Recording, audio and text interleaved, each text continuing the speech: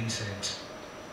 I parked my car. I never bothered about my parents or my sister who are there in the car. I went to the hotel. I brought sumptuous idlis and gave it to that old man. Within 10 seconds, he finished those idlis and gave me a look of gratitude. Eyes full of tears. If that old man would have thanked me that day, the transaction would have gone over. I would have again gone back to my 5-star hotel. It was a silent revolution of self-realization which I got inside me. Eyes full of tears. I went to the temple. I did not know what happened. Again, I went back to my house, made some curd rice and gave it to him. The old man again ate the curd rice so very fast.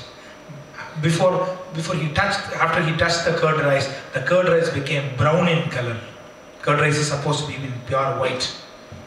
I started knowing, apart from the complexion of a person's hand being black, it's a dirt, so much of dirt human beings also have on the roadside.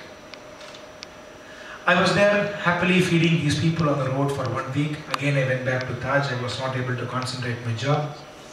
I tend to forget my blazer, take my overcoat, take notes of what was happening there. I quit my job. Before that, my conscience started asking me, what am I doing here in this 5-star hotel? If I go to Switzerland, I'm just going to earn in euros.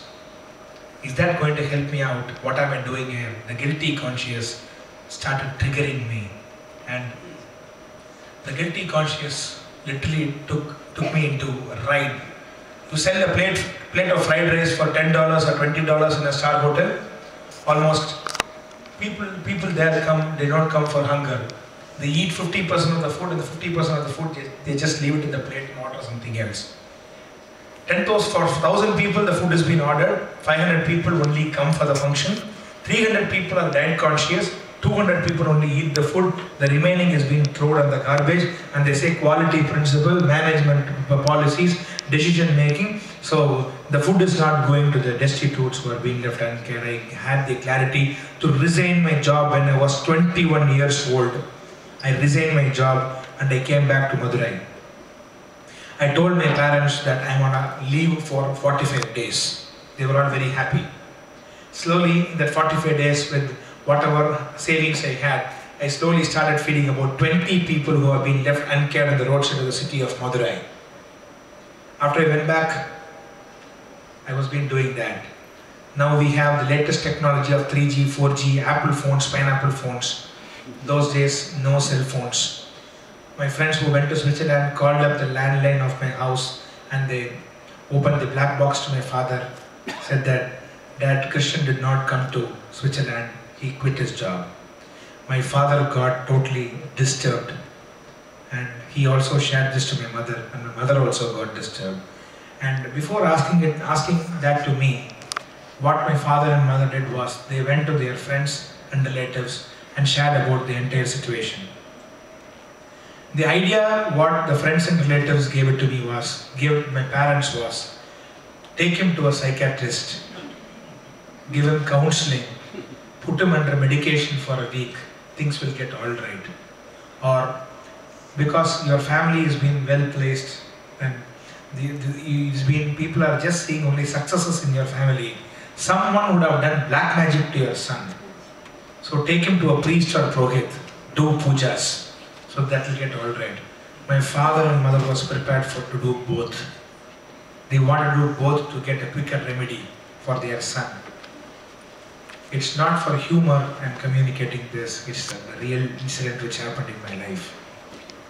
And after that, my dad slowly came to me and said, this is what is the situation, can you please come to the doctor? I said, without you, I cannot be here in this world. I'm here today is only because of you. So, I don't want to do anything against the will and wishes of you. If you feel whatever I'm doing is not fine, I can jolly well go back to the hotel industry, go back to whichever country you want. You name the map, I have the confidence that I can get a job there. You name the country in the map, I can go and work there. But before you take up such a decision, I want you to see what I'm doing.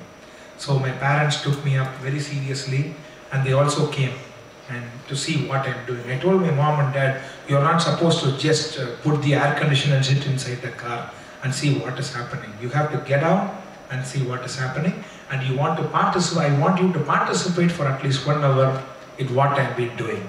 My father and mother took me very seriously, and they came along with me to feed these people on the road. The old people who are there mentally ill, very old people on the road, touched the foot of my mom and they started weeping and saying that now we are able to eat 3 meals a day is only because of your son. My son threw me away, my daughter threw me away, my daughter-in-law threw me away, my son-in-law threw me away, everybody ditched. Now I'm homeless, I don't have anything to do, I don't have money to live. I'm almost about 80 years old, I can't work anywhere. Now we are able to eat food is only because of your son. After coming back home, my mother just said only one thing. Krishnan, come here. You feed all these people. I will feed you till I'm alive. So, I really wanted to thank my mother for giving me such a soothing words in 2002.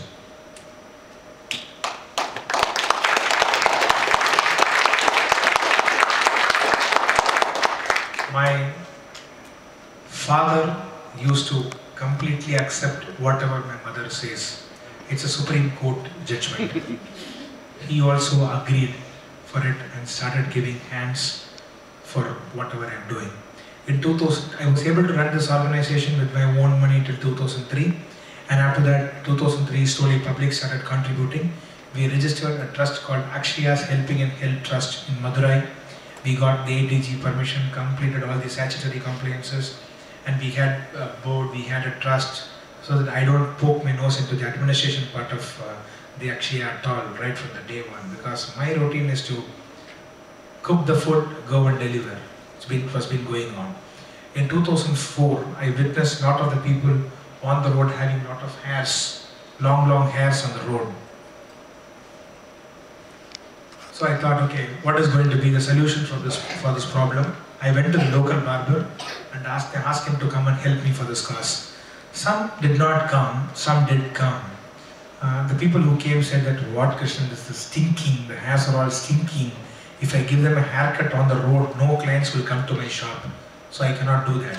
Some barbers took it very seriously and they came to give a haircut. But the mentally ill people who were there on the road, they were totally shocked by seeing the barber with big blades and knives and scissors.